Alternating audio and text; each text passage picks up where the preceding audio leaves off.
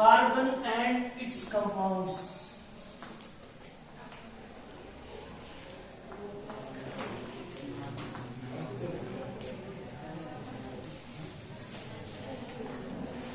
Carbon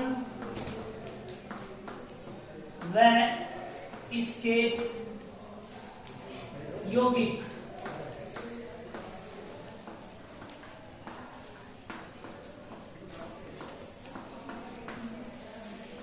और organic chemistry का basic lecture होगा पहला। ऑर्गेनिक केमिस्ट्री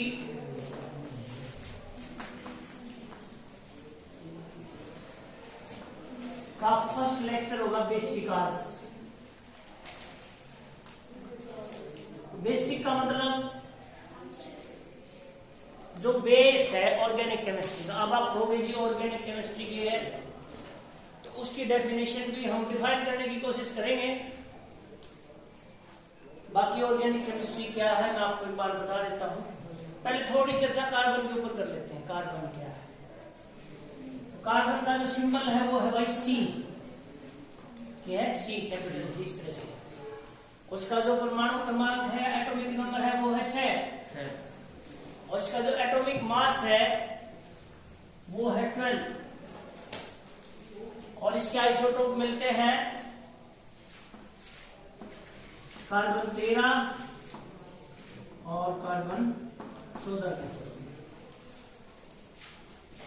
ये कार्बन है कार्बन 14। ये रेडियो डेटिंग में भी काम आता है। रेडियो डेटिंग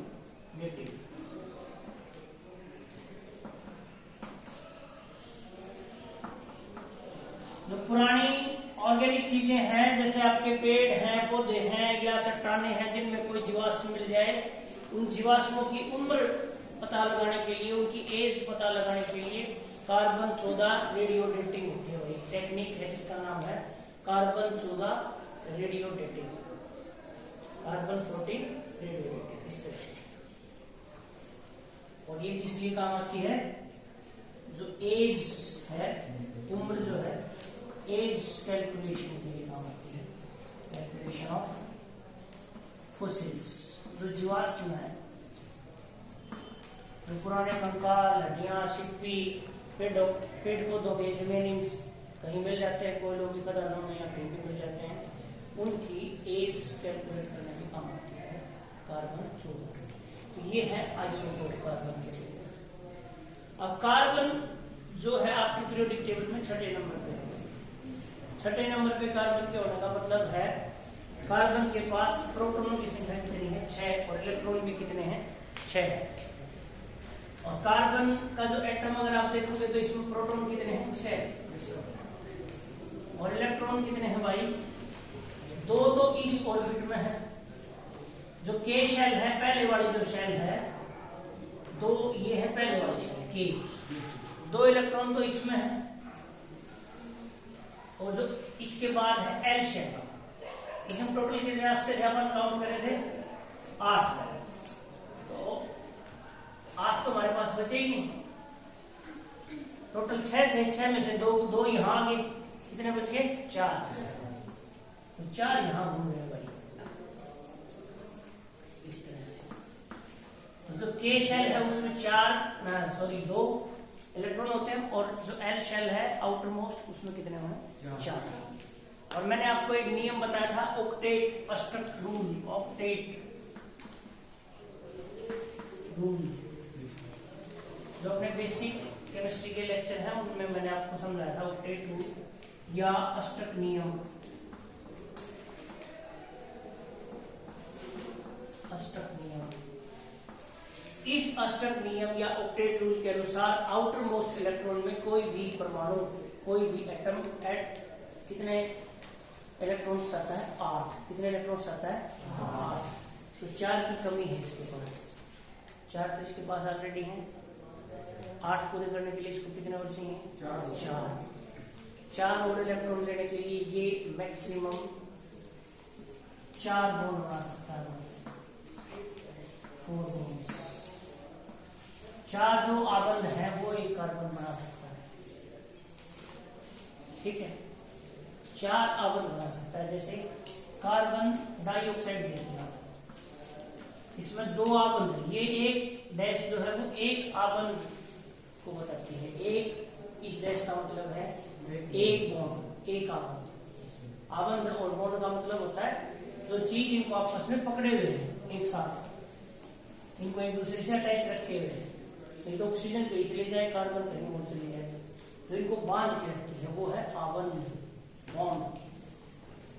ये है आपका कार्बन डाइऑक्साइड। इसमें देखो दो आबंद ये हो गए और दो आबंद ये हो गए, ठीक है। और फॉर्मूला होगा इसका CO2, एक कार्बन और दो ऑक्सीजन।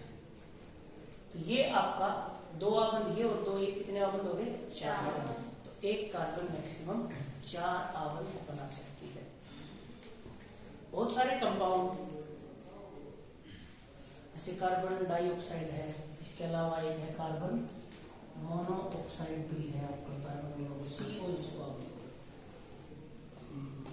Carbon monoxide. इसमें कार्बन के और ऑक्सीजन के 3 बॉन्ड होते हैं, ट्रिपल, एक बॉन्ड एक लोन पेयर होता है ना। लोन पेयर क्या होता है बाद में हम डिस्कस करेंगे, कार्बन मोनोऑक्साइड का स्ट्रक्चर। इसके अलावा कार्बन के और भी आपको अकेले कार्बन भी बहुत सारे कंपाउंड नहीं, बहुत सारे जो इसके एलोट्रोप्स हैं कार्बन के, एलोट्रोप्स, ये टर्म है एलोट्रोप्स। अपरूप जिसको आप कहते हैं, रूप से आप क्या समझते हैं? एक रूप। अपरूप बहरूप क्या सुना आपने? बहुत सारे रूप धारण कर सकता है बहरूपिया। बहुरूपिया है जो बहु माने बहुत सारे, बहुरूपिया जो बहुरूप धारण कर सके, नाना प्रकार के रूप धारण कर सके, इसलिए अपरूप। एक रूप के अलावा अगर कोई और भी रूप है उस कार्बन का तो वो है अपरूप। एलोट्रोप, उसका इंग्लिश में क्या कहते हैं? एलोट्रोप्स। वो किस बात पर डिपेंड करता है? सिर्फ कार्बन से कार्बन की बॉन्डिंग या कार्बन से कार्बन की जो अलाइनमेंट है वो किस प्रकार है। जैसे कार्बन के अप्रूप है डायमंड, हीरा, और कार्बन का अप्रूप है ग्रेफाइट, और कार्बन का अप्रूप है कोयला। कोयले की खदानों में हीरा मिलता है आपको। हीरा संसार का सबसे कठोर जो है रिजिड पदार्थ है, सबसे कठोर पदार्थ है। और जितनी भी चीजें हैं, कांच है, लोहा है, उनको काटने में हीरे का इस्तेमाल होता है। पत्थर में जो बोर करने वाली मशीन आती है, जो पत्थर में बोर करती है, या इवन जो पहाड़ों में होल बजाने के लिए जो मशीन रखते हैं, उनकी आगे जो बिट बनी होती है जो बोर करती है ऐसे जो घुमा के, वो भी डायमंड की बनी होती है, उसमें भी डायमंड इस्तेमाल होते हैं। कटिंग डायमंड्स बोलते हैं उनको, ज्वेलरी में तो इस्तेमाल होते हैं, कटिंग डायमंड बोलते हैं। ग्रेफाइट जो पेंसिल के अंदर लेड आता है, आपका जो ड्राई सेल, जो ड्राई बैटरीज होती हैं जो आप रेडियो में या बैटरीज में आप सेल डालते हो, उनके अंदर जो ब्लैक कलर का होता है वो क्या होता है? ग्रेफाइट। ग्रेफाइट बहुत ही नरम है, जबकि डायमंड बहुत सख्त है। आपने देखा डायमंड बहुत सख्त है, ग्रेफाइट इतना नरम है कि आप इसे लिख सकते हो, लिख तब भी सकते हो ना जब वो घिस की अपने निशान छोड़ देगा। ग्रेफाइट को जो है वो जो ग्रीस के तौर पे इस्तेमाल किया जाता है। ग्रीस जो है ना, लुब्रिकेंट, जो बहुत, क्योंकि ग्रेफाइट बहुत हाई टेम्परेचर तक खराब नहीं होता, जलता नहीं। तो जब जो मशीनें ज्यादा गर्म हो जाती है ना, इनमें टेम्परेचर बहुत ज्यादा बढ़ जाता है, उनमें जो सिंपल ग्रीस जो है वो जड़ के और खत्म हो जाती है, तो उसमें ग्रेफाइट इस्तेमाल करते हैं, हाई क्वालिटी ग्रीस। तो ये है आपका ग्रेफाइट। और कोयला आपने सब ने देख रखा है। कोयले की भी अलग अलग प्रकार है, एंथ्रेसाइट कोयला है, बिटुमिनस कोयला है, लिग्नाइट कोयला है, पीट है। इसमें सब जो अच्छा कोयला है जिसमें 95% कार्बन होती है वो है आपका एंथ्रेसाइट। कई बार एग्जाम में, कॉम्पिटिटिव एग्जाम में ये क्वेश्चन आता है, आपसे पूछ लिया जाता है the best quality coal is anthracite.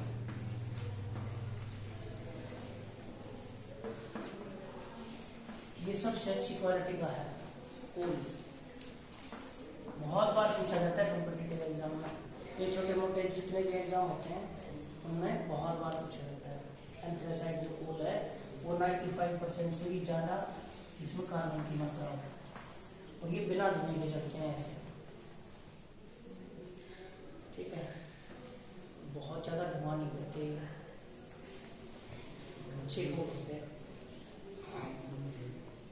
ये है कार्बन के एलोटोप्स अप्रूव, जो है तो कार्बनिक। अब आपके मन में ये विचार आया होगा कि जी हीरा इतना है, हीरे में भी 100% कार्बन है और आपका ग्रेफाइट है उसमें भी 100% कार्बन है, तो ऐसा क्या है कि हीरा इतना सख्त है?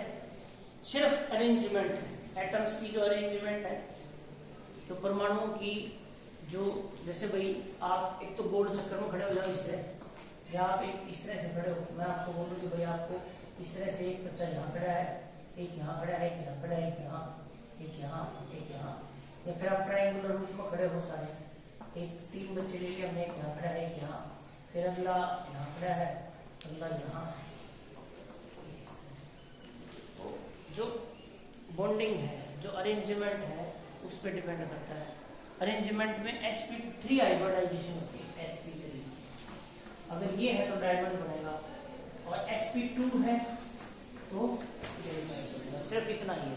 जो बॉन्डिंग का पैटर्न है, अरेंजमेंट जो है ना, अगर पैटर्न बदल दोगे तो आप ग्रेफाइट से डायमंड बना सकते हो, अगर पैटर्न बदल दोगे तो डायमंड से ग्रेफाइट बना सकते हो।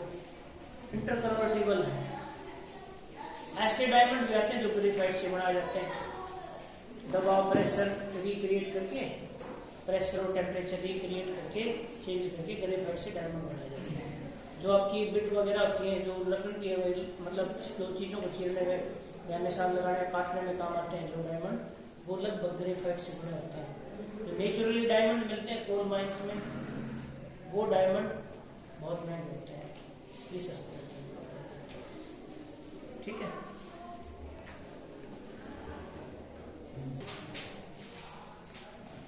अब है आपका कार्बन का इलेक्ट्रॉनिक कॉन्फ़िगरेशन, ये भी आप एक बार नोट कर लो। 1s2, 2s2 और 2p2। ये मैं आपको आगे O4 प्रिंसिपल करेंगे, एटॉमिक स्ट्रक्चर करेंगे, तब आपको पढ़ाऊंगा, तब आपको समझ में आ जाएगा अच्छे से कि क्या है, क्या लिख दिया मैंने, ठीक है। देखो 2, 2 4 और 2 6 इलेक्ट्रॉन का बंटवारा किया है मैंने। ये s ऑर्बिटल है, ये भी s है, और ये p ऑर्बिटल है।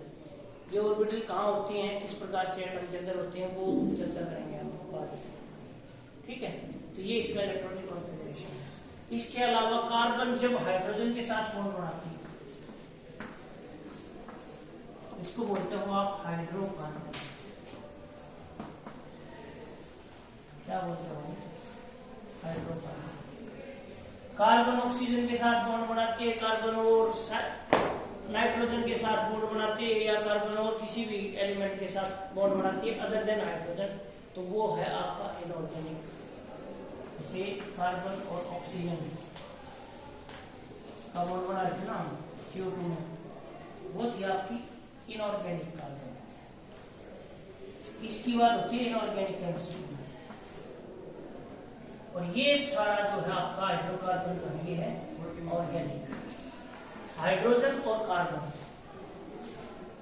ये पूरा है आपका ऑर्गेनिक सिस्टम। और एक कार्बन 4 हाइड्रोजन के साथ बॉन्ड बना सकती है मैक्सिमम, जिसको आप बोलते हो सबसे पहला हाइड्रोकार्बन जो है, सबसे स्मॉलेस्ट हाइड्रोकार्बन, वो है आपका मीथेन।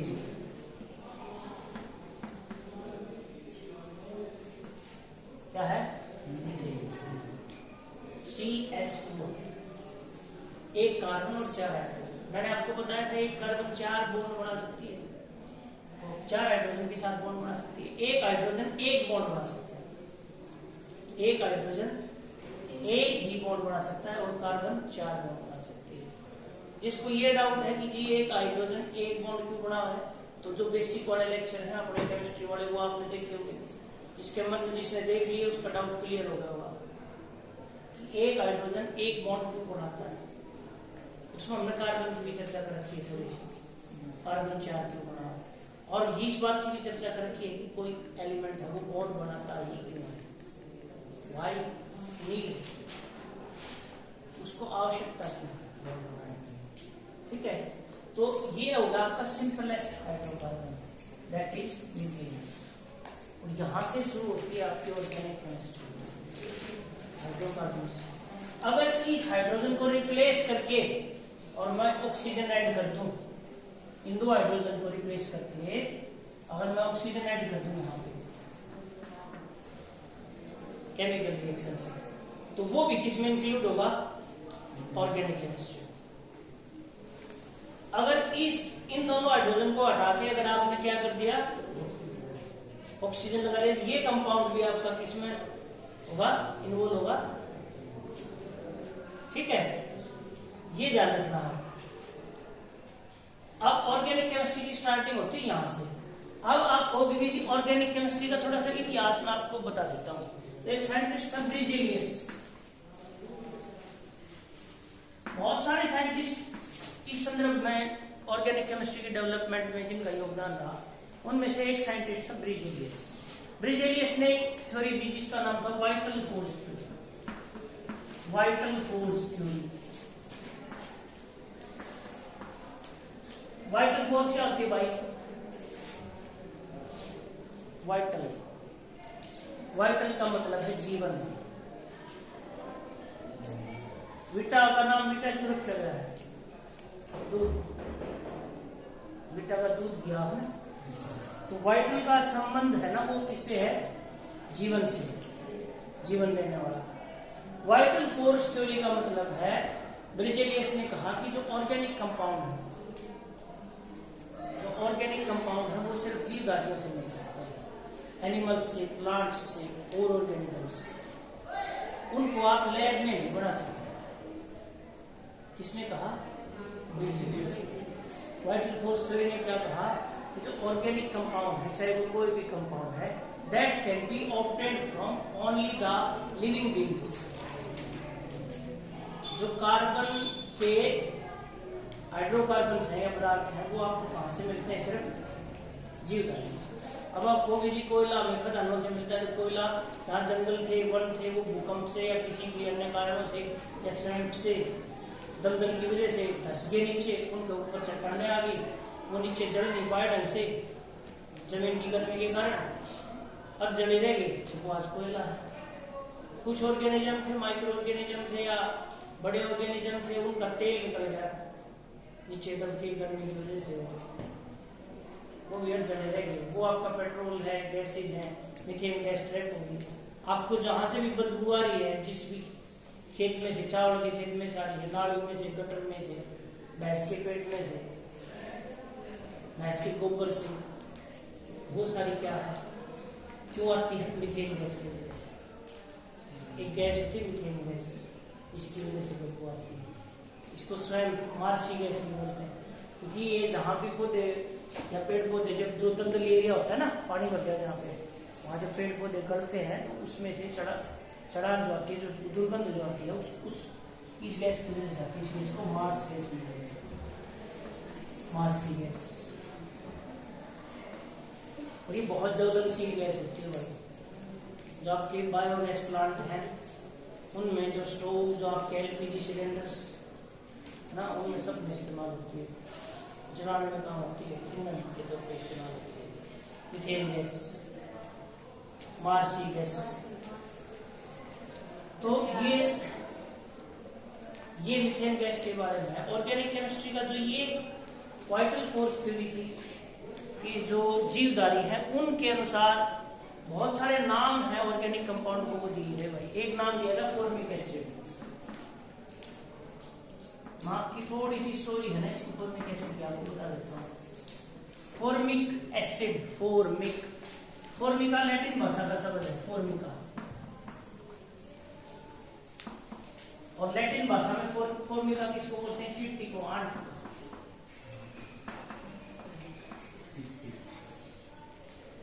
जो चिट्टी है उसको बोलते हैं फॉर्मिका आंट, चिट्टी। आप कहोगे सर इसका मतलब क्या हुआ, फॉर्मिक एसिड मतलब चींटियों वाला एसिड। पहले जो तरीका था वो ऐसा ही था, जो आंत हैं, चींटियां हैं, वो इकट्ठी करते थे, उनको पीसते थे, डिस्टिल कर लेते थे, और उनमें से जो एसिड बनता था, जो निकलता था एसिड, उसको क्या बोलते थे?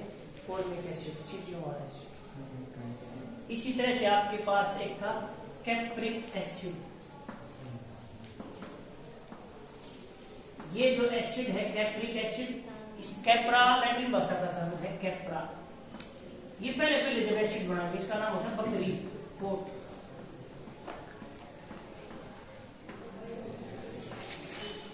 बकरी के मांस से मिलता था ये कैप्रिक एसिड बनाया इस तरह से। इसके अलावा विनेगर, सिरका, गन्ने के जूस से बनाते थे। इसके अलावा और भी बहुत सारे कंपाउंड हैं जिनको सिर्फ वो क्या सारे कंपाउंड, जैसे सैलिसिलिक एसिड है। सैलिसिलिक एसिड एक ट्री है सिंचोना ट्री, उसकी छाल से कुनिन मिलती है सिंचोना से। तो सभी जितने भी साल थे आपके, जो आपकी फार्मेसी मतलब आपकी वो विज्ञान जो दवाइयां बनाने में का काम करते थे, वो सारी की सारी प्लांट पे निर्भर करते थे। प्लांट से कुनिन मिलती थी हमें, कुनिन सिंचोना ट्री है उसकी छाल से कुनिन मिलती थी। बाद में कुनिन को लेबोरेटरी में बनाया गया। तो पहले ब्रिजेलियस के टाइम तो ब्रिजेलियस ने कहा कि आप बना ही नहीं सकते, पॉसिबल ही नहीं। फिर एक साइंटिस्ट आया जिसका नाम था वॉलर। इस साइंटिस्ट का नाम क्या था भाई? वॉलर। इसने क्रांति की। ऐसे की क्रांति, इनकलाब जिंदाबाद। साइंटिस्ट जो क्रांति करते हैं वो सदियों तक बोलते हैं, स्वयं बोलते हैं, नारे लगाने की जरूरत नहीं होती, इनकलाब जिंदाबाद बोलने की जरूरत नहीं है। साइंटिस्टों की क्रांति तो स्वयं समय होता है। तो इन्होंने क्या क्रांति की? इन्होंने अमोनिया गैस की सहायता से लेबोरेटरी में यूरिया बना दिया।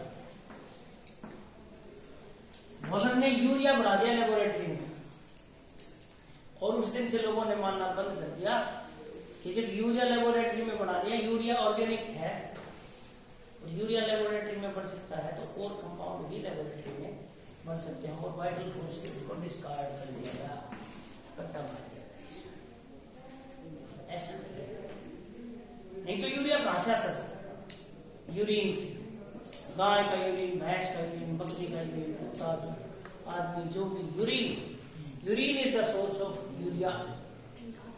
यूरिन से यूरिया बनाया जाता था, क्रिस्टलाइज करके, उबाल के उसके क्रिस्टल बनाने लगे, और उससे इतना अच्छा क्वालिटी का यूरिया नहीं बना गया। और यूरिया बनने के बाद आपकी जो ग्रीन रिवॉल्यूशन थी, हरित क्रांति जिसको आप पढ़ते हो बार बार, ग्रीन रिवॉल्यूशन। अब मैं कह रहा हूं इसने रिवॉल्यूशन की, आप कह रहे हो सर रिवॉल्यूशन कैसे की? इसने तो खोज की थी। अब ये ग्रीन रिवॉल्यूशन है। अब देखो हरित क्रांति की वॉलर ने। अगर वॉलर नहीं होता और यूरिया नहीं बढ़ाता तो इतनी बड़ी पॉपुलेशन का पेट भरा ही नहीं कर सकता। बिना यूरिया के कितने गेहूं है? कितने गेहूं होते बिना यूरिया के? थोड़े से। बिना यूरिया के सरसों थोड़ी सी होती। आप अपने बड़े परिवार का काम चला पाते? आज मंडी में सरप्लस है गेहूं और बाकी चावल है, सारी चीज सरप्लस है। तो क्रांति किसने की? लैब में हुई। हाँ भाई, लैब में किसने की? दुनिया देख लीजिए क्रांति सदियों तक गूंजती रहेगी क्रांति, एक बार तो वाइटल फोर्स थ्योरी उसके बाद डिस्कार्ड कर दी गई। उसके बाद आपके जो बहुत ही बेसिक चीजें हैं, अच्छा जो कार्बन के जो आवरण है थोड़ी चर्चा उसमें कर लेते हैं हम। मैं एक बार आपको कार्बन के आवरणों के बारे में थोड़ा और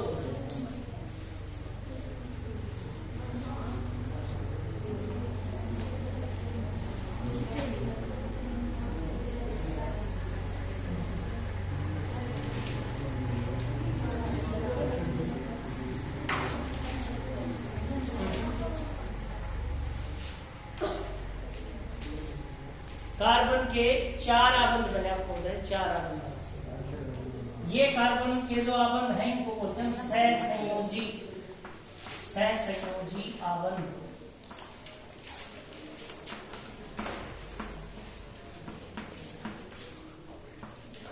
या कोवेलेंट बॉन्ड।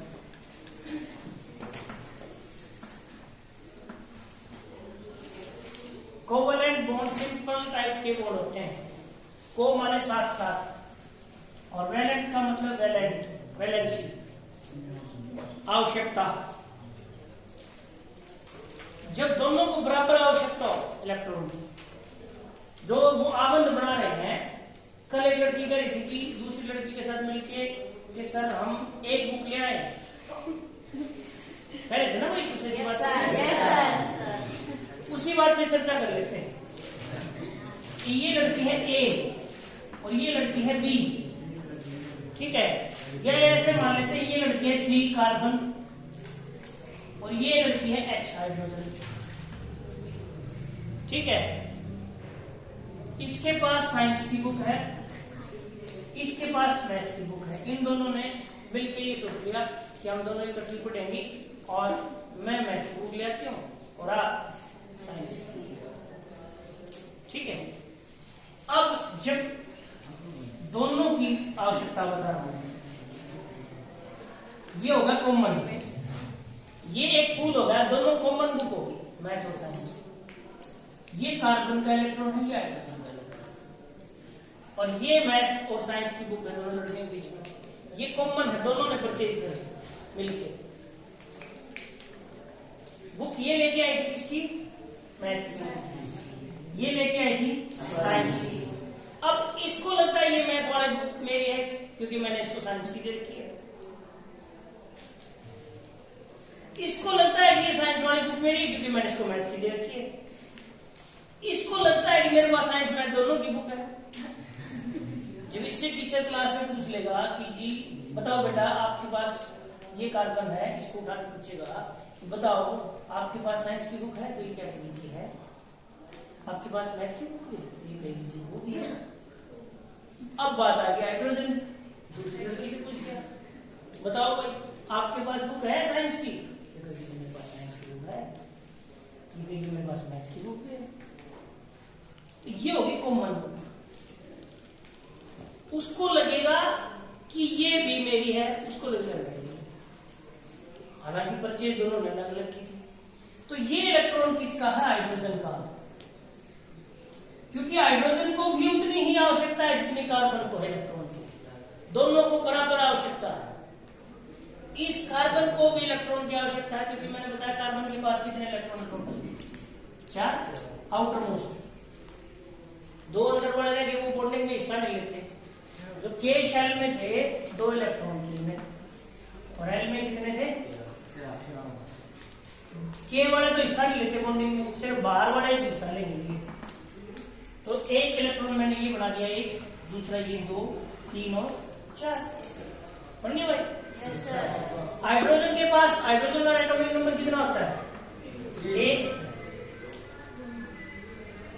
तो हाइड्रोजन का जब एटॉमिक नंबर 1 है तो प्रोटॉन इलेक्ट्रॉन भी कितने होंगे? 1। तो के सेल में इसके कितने होंगे? 1 इलेक्ट्रॉन। अगर देखो हाइड्रोजन के पास क्या है, इतनी ये लड़ाई है, अगर इसको 1 इलेक्ट्रॉन और मिल जाए जिसकी के शेल में 2 पूरे हो जाए भाई, 2 पूरे हो जाए ना, तो ये 1 लेने की फिराक में रहता है, ये 1 और मिल जाएगी और ये 4 लेने की फिराक में है। ठीक है, समझ वाली बात। अब ये देखो भाई, 1 हाइड्रोजन आ गया इसके पास, इसने कहा भाई मेरा ये इलेक्ट्रॉन तो मेरे पास है, इसको अपना समझ। इसने ये कार्बन के पास आया, इसने कहा तेरे को इलेक्ट्रॉन की जरूरत है ना?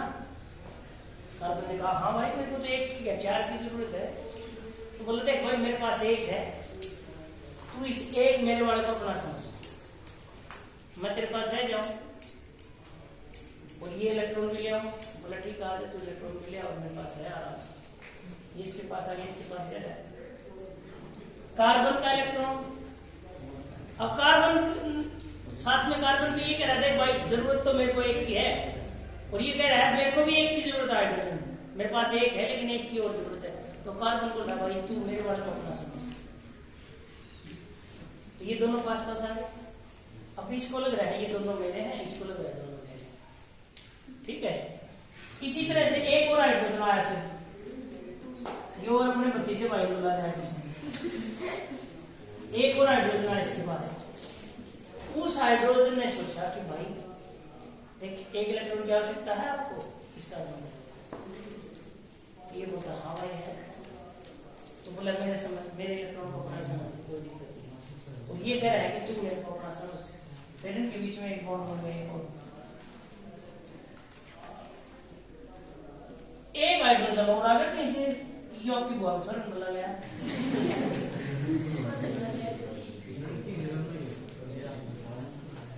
ठीक है, एक बोला,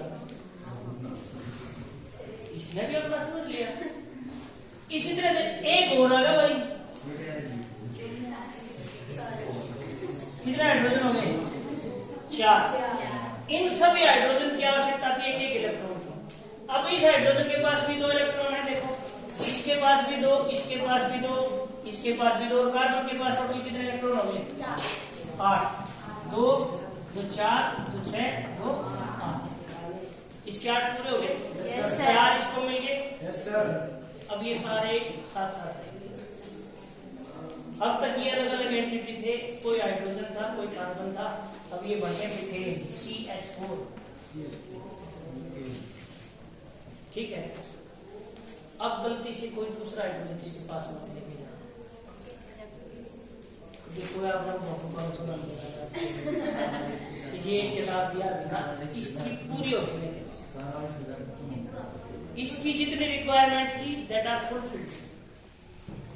नाउ अब ये और हाइड्रोजन एक्सेप्ट नहीं करेगा। ठीक है, तो ये हो गया आपका CH4। जब हाइड्रोजन पूरी मात्रा में ना मिले, when there is a deficiency of hydrogen, then what will happen? एक पॉसिबिलिटी और भी हो सकती है, क्या? कार्बन में एक खासियत और है। अच्छा, पहले हम सहसंयोजन की बात करते हैं, कोवैलेंट। तो को का मतलब साथ साथ, वैलेंट का मतलब आवश्यकता, दोनों की बराबर बराबर आवश्यकता है। तो जब 2 एलिमेंट्स की बराबर बराबर आवश्यकता हो, कोवैलेंसी, उतनी ही आवश्यकता उसको हो, उतनी आवश्यकता इलेक्ट्रॉन को, तो जो बॉन्ड बनता है उसको हम क्या कहते हैं? कोवैलेंट बॉन्ड या सहसंयोजी आबंध। ठीक है, क्या होगा? सहसंयोजी आबंध।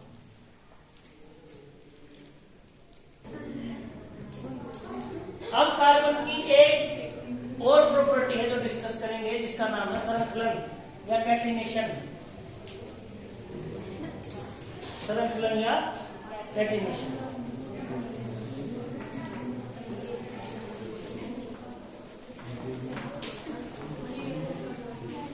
या कैटिनेशन। अब आप कहोगे सर कार्बन श्रृंखला बना सकती है, कार्बन जो है वो श्रृंखलाएं सीरीज बना सकते हैं। क्या होगा? कार्बन कार्बन, मैं आपको एक कहानी बताता हूं, छोटी सी है। एक बार 2 आदमी थे, उन्होंने लस्सी बेचने का काम शुरू कर दिया। ठीक है, और बस स्टैंड पे लस्सी की स्टॉल लगा ली। तो एक 5-10 किलो की लस्सी का केन भर्ती पूरा ले गए। तो गांव में लस्सी कौन पिए? सब जगह में लस्सी हो, नमक नमक जीरा जरा डाल के बैठे रहे। दोपहर बाद होगी तो भूख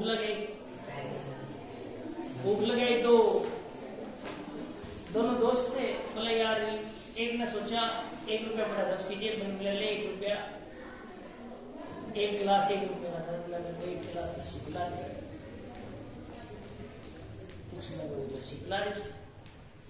अब वो 1 रुपया दूसरे की जेब में चला गया, भूख उसको भी लगी हुई थी। वो बोला भाई 1 रुपया ले, 1 गिलास लस्सी पिला दी। उसने उसको पिला दी। थोड़ी देर में उसने फिर भूख लगी, बोला भाई ले 1 रुपया, 1 गिलास पिला दे। फिर वो बोलता है 1 गिलास मेरे को पिला दे। ऐसे करते करते वो 5 आदमी थी, बस पी गए। शाम में बड़े खुश दोनों, लाल तो पूरी शेर पिया, सारी लस्सी बेच दिया। बोले चल ठीक है, बैठ के साथ कर ले। बाहर टोटल कर दिया है। तो यही कार्बन के साथ रह जाते हैं। कार्बन दूसरी कार्बन के साथ बॉन्ड बना लेती है। कार्बन को जब और बॉन्ड बनाने के लिए कोई नहीं मिलता तो कार्बन दूसरी कार्बन के साथ बॉन्ड बना लेती है। दोनों कार्बन पास पास में आएंगी और बॉन्ड बना लेंगी।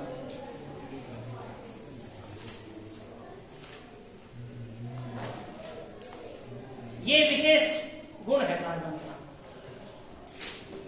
इसी की वजह से कार्बन लंबी लंबी श्रृंखलाएं बनाती है।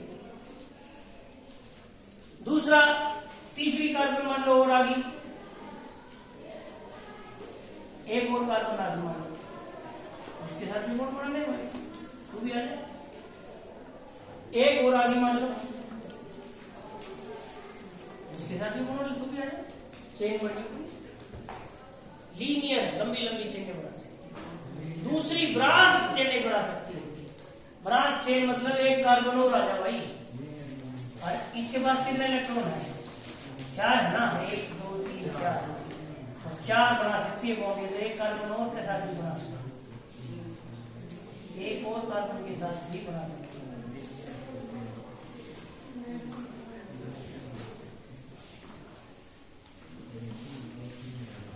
एक और कार्बन यहाँ आ जाए, उसके साथ भी बना लेंगे।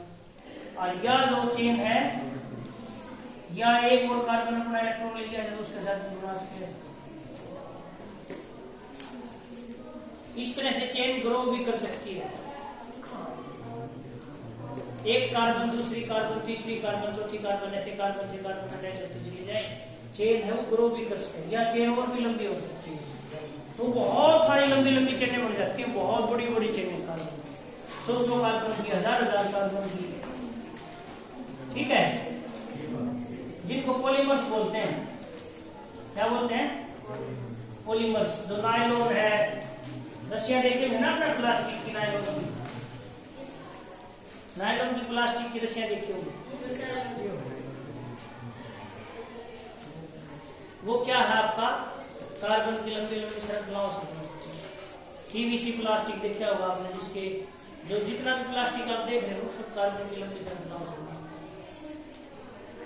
ठीक है। कार्बन की ये बड़ी इंपॉर्टेंट प्रॉपर्टी है। इस वजह से कार्बन बहुत सारे लाखों अरबों खरबों कंपाउंड बनाती है।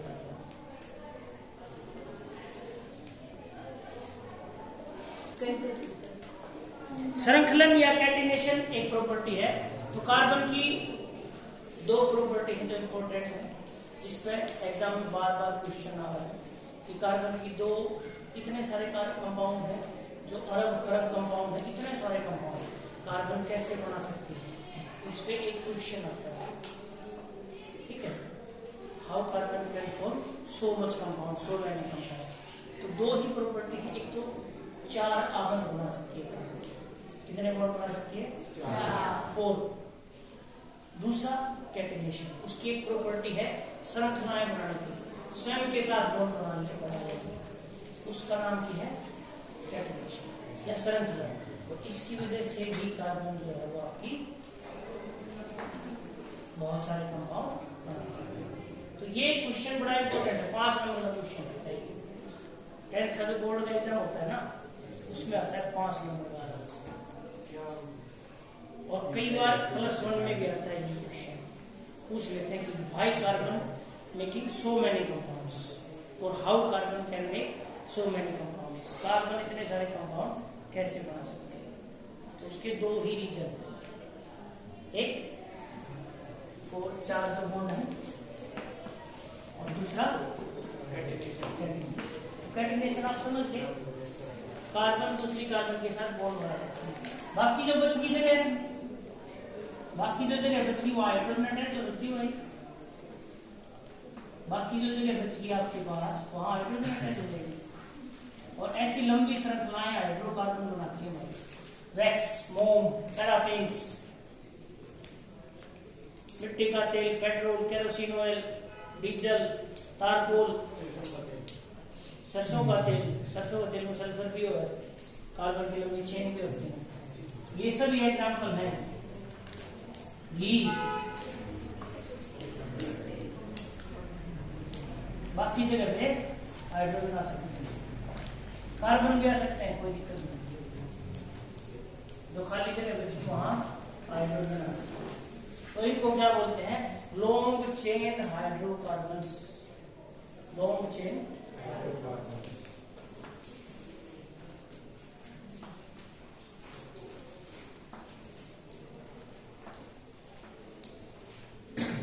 HC का मतलब है हाइड्रोकार्बन्स। अब इसके बाद जो हम बात करेंगे वो बात करेंगे कि जो नाम है वो कैसे दिए गए। जो कार्बन के कंपाउंड है, अगर अरबों खरबों कंपाउंड है तो हम उनको नाम कैसे देंगे? तो उनका एक साइंटिफिक तरीका है, नोमेनक्लेचर है, नाम कैसे देंगे। इस पे एग्जाम में पक्का क्वेश्चन आता है, हर एग्जाम में आता है, कॉम्पिटिटिव एग्जाम में भी, और आपके 10th के, +1 के, +2 के एग्जाम में, BSc के एग्जाम में, सब एग्जाम्स में आता है नोमेनक्लेचर, नाम लिखने का। तो ये बहुत ही बेसिक है और नाम लिखने सिखाऊंगा मैं आपको नेक्स्ट लेक्चर में, ठीक है। सभी को नाम लिखने सिखाऊंगा कि कैसे आप जो कार्बन के कंपाउंड है उनको नाम, कोई नाम लिख सकते हो उनका, ठीक है, साइंटिफिक तरीके से। तो वो जरूर सीखना है हमें सबने, ठीक है। तो आज का इतना ही काफी है।